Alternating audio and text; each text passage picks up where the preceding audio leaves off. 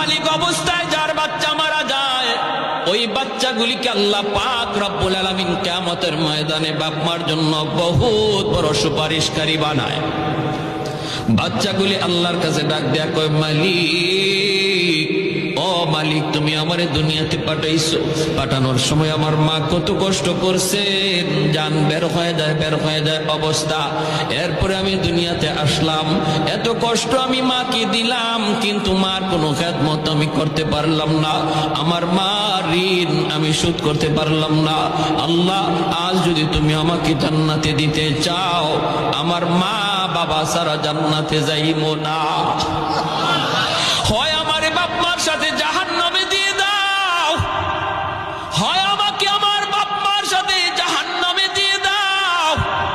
রব্বুল আলামিন তখন বলে, বান্দারে, আমি আল্লাহর আদত হচ্ছে জাহান্নামীকে জান্নাতে দেওয়া, কিন্তু